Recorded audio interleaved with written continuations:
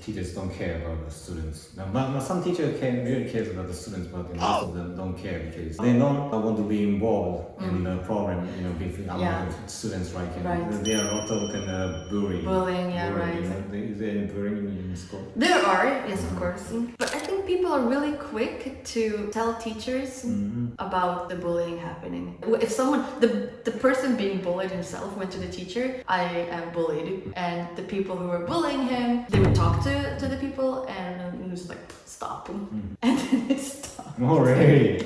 Wow. I know.